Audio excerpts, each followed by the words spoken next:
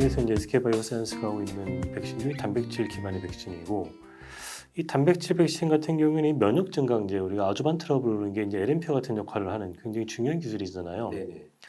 이 아주반트 기술은 전 세계적으로 이 GSK 뭐 이런 몇몇 회사가 독점을 거의 하고 있잖아요. 네. 사실은 그래서 독감 백신 전 세계 1위 업체가 GSK인 이유도 이 가장 좋은 면역 증강제를 GSK가 갖고 있기 때문이다.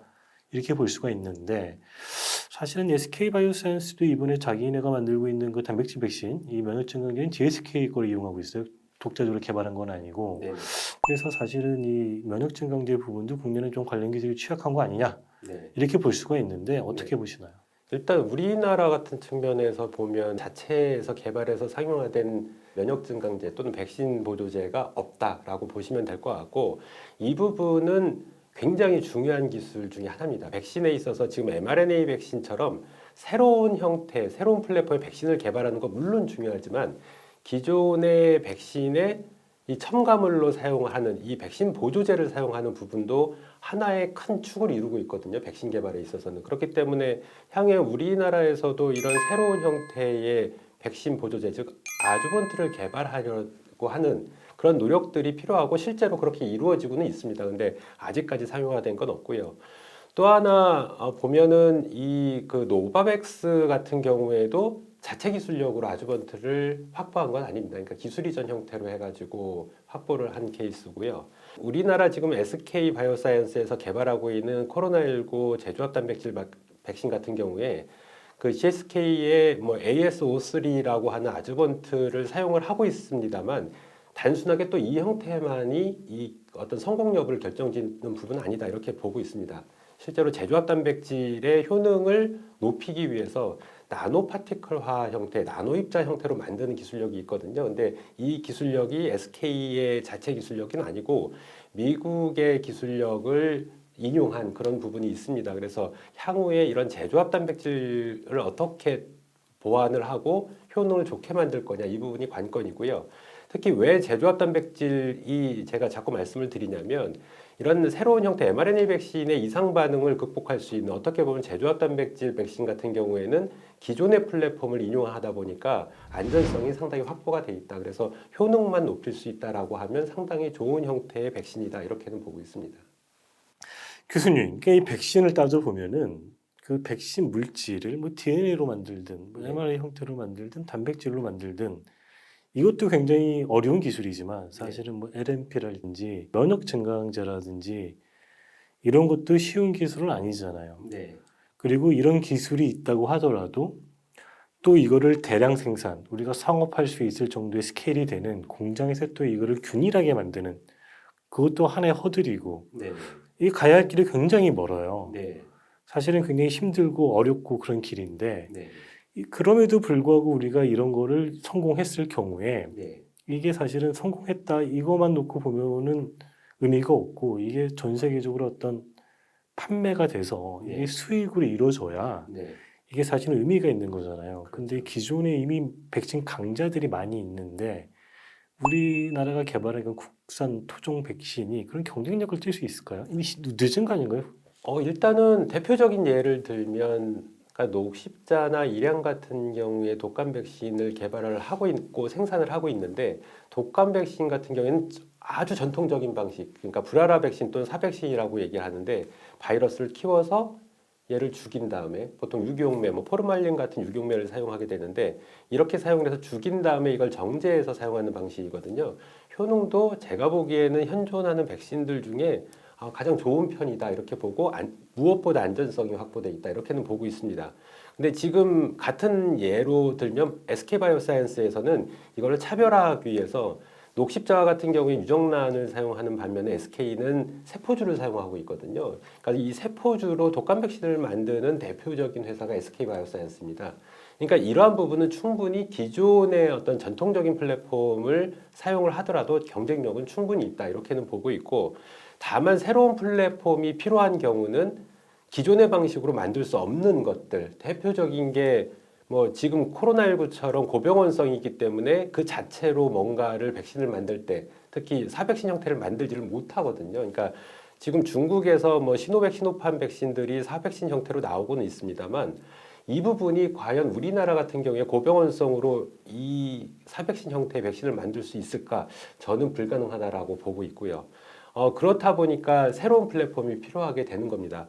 또 이 새로운 플랫폼이 필요한 대표적인 경우는, 그러니까 대표적으로 노로바이러스 같은 경우에 그 세포 배양 시스템, 세포에서 잘 안 크거든요. 그러다 보니까 새로운 플랫폼을 사용을 해야 되는데 그 부분이 지금 같은 mRNA 백신 형태로는 가능은 하다라고는 보고 있는데, 노로바이러스 같은 경우에는 실제로 한 3일에서 일주일 정도만 고생을 하면 완쾌가 되거든요. 특별한 처치 없이. 근데 이 mRNA 백신으로 만든 노로 백신을 우리가 과연 백신 접종을 맞을 거냐, 이 부분도 한번 따져봐야 되는 거고, 어찌됐든 우리가 전통적인 방식으로 백신을 만들더라도 충분히 경쟁력은 있다. 그러니까 생산 규모나 그 효능이라든가 안전성을 어떻게 확보하느냐, 이 부분이 관건이다, 이렇게는 보고 있습니다. 지금 많은 기업들이 다 코로나19 백신을 개발을 하고 있어요. 네. 근데 사실은 이게 이제 뭐 내년 상반기나 돼야 뭐 상용화가 될까 말까 한 상황인데, 그때쯤이 되면 사실은 국내에서는 더 이상 코로나19 백신을 맞을 사람이 없어지는 거죠. 뭐 부스터샷 정도는 모르겠지만. 네네. 근데 그런 관점에서 보면은 사실은 국내 기업들이 지금 코로나19 백신을 만들고는 있지만, 이 기업들의 어떤 진짜 목표는 이 플랫폼 기술을 이번 기회에 개발을 하고, 뭐 다음 팬데믹이나 다음 감염병이 발생했을 때 그 기술을 바탕으로 백신을 만들겠다, 이렇게 볼 수가 있는 건가요?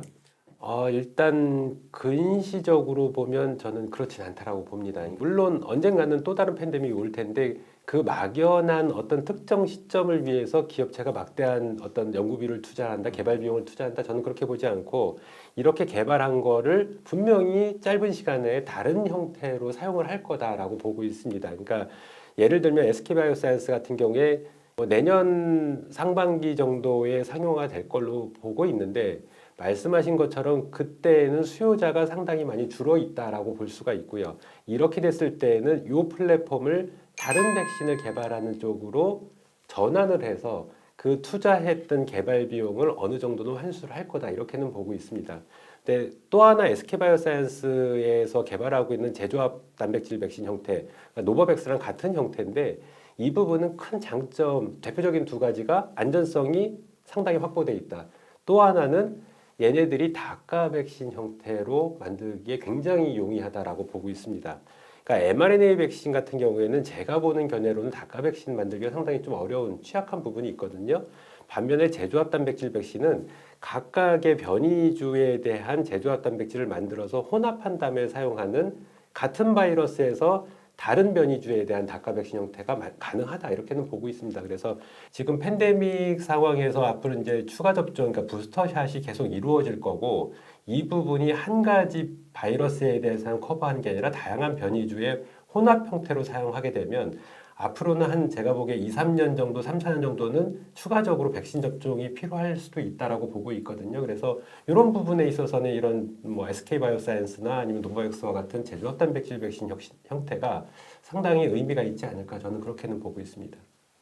지금 이제 저희가 백신 얘기를 계속 나누고 있는데, 코로나19 이전에 이제 감염병을 보면은 그 이전에 이제 지카가 있었고요. 네네. 그 이전에 이제 메르스, 사스, 그 사이에 신종플루가 있었죠. 네네. 이 감염병이 발병하는 주기를 보면은 점점 이렇게 좀 짧아지고 있다라는 그런 느낌이 들거든요. 네네. 어떻게 전망하시나요? 그 부분에 대해서는? 실제로 이 부분은 말씀하신 것처럼 지난 한 30여 년간부터 현재 시점까지 경향성을 보면 이렇게 뭐 팬데믹까지는 아니더라도 약간 글로벌하게 유행을 하는 유행성, 그러니까 에피데믹 형태로 나타나는 것들이 주기가 상당히 짧아지고 있다라고는 보고 있습니다.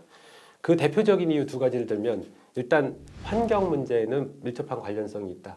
그래서 지구온난화 같은 것들이 발생을 하면서 이런 지카 같은 경우에는 열대 아열대성 바이러스거든요. 그러니까 댕기도 마찬가지고 항염도 마찬가지인데, 이런 부분들이 환경 오염에서 그거를 매개하는 어떤 벡터들이 점점 광범위하게 다가오고 있다, 이렇게는 볼 수가 있고요.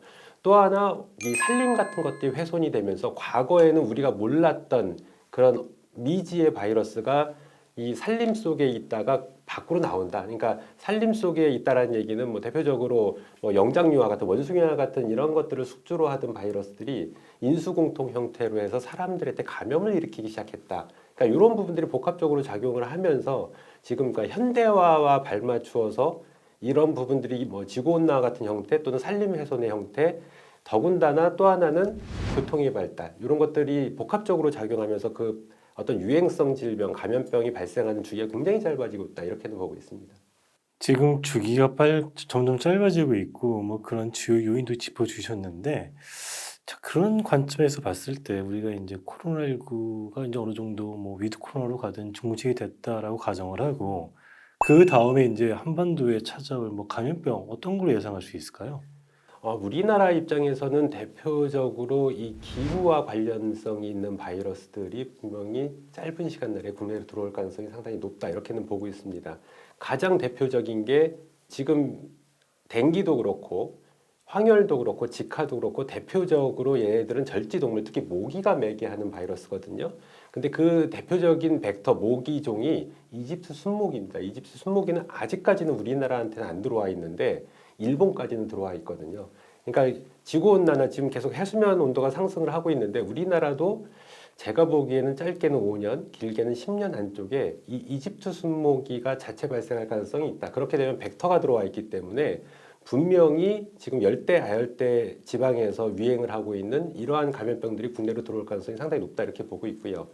최근 뭐 계속 환경부 쪽에서 모니터링을 하고 있는데 이 이집트 순모기의 유충이 남해안이나 그 제주도 해안가에서는 발견이 되고 있거든요. 그래서 그 시간이 얼마 남지 않았다, 이렇게는 보고 있고, 또 하나는 그 WHO에서 매년 그 전 세계적으로 유행할 8대 감염병 뭐 이것들을 공포를 하고 있는데, 그 중에 대표적으로 포함되어 있는 것들이 이런 기후와 관련성 있는 것, 또 출혈열을 일으키는 바이러스들, 또 하나는 뭐 니파 바이러스라고 해서 이게 컨테이전이라고 하는 영화에 소재가 됐던 바이러스거든요. 이 뭐 니파 바이러스 같은 경우에는 평균 치사율은 한 70%대를 보이고 있습니다만 특정 어떤 부락이나 집단에서는 100% 가까운 치사율을 보입니다.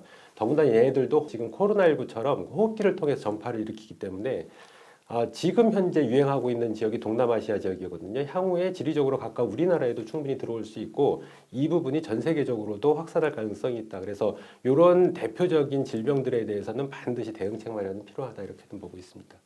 교수님, 이제 저희가 마무리해야 될 것 같은데, 그러니까 요약을 하자면은 다음 팬데믹 한반도에 찾아올 거로는 이제 그런 어떤 열대성 이런 감염병을 예상을 하시는 거고, 만약에 이제 우리나라가 어떤 토종 백신 플랫폼 개발에 성공한다면 그게 어느 시점이 될지 모르겠지만, 그런 플랫폼 기술을 바탕으로 우리가 이제 그런 다음번 한반도에 찾아올지도 모르는 그런 어떤 감염병에 대비해서 우리가 그런 플랫폼을 보유하고 있다면 좀 더 빨리 그걸 개발을 해서 국민들한테 보급할 수 있다. 네네. 뭐 이렇게 전망할 수 있겠네요. 그렇죠. 이 부분은 제가 보기에 개별 제약사들에서는 수익 문제 때문에 쉽게 접근하기는 상당히 힘들다, 이렇게는 보고 있고, 이 부분을 정부 주도 또는 이런 그러니까 연구비를 뭐 투여해야 되는 부분이 있기 때문에 일선 대학 교수들이라든가 아니면 출연연 연구소라든가 이 연구자들한테 이런 어떤 연구비를 투자를 하면서 장기 플랫폼을 가져야 된다.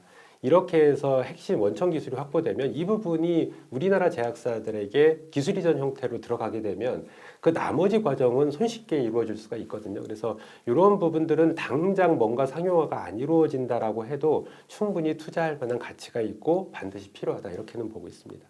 백신 주권에 대해서 좀 살펴봤는데요. 함께 해주신 김정 교수님 다시 한번 감사드립니다.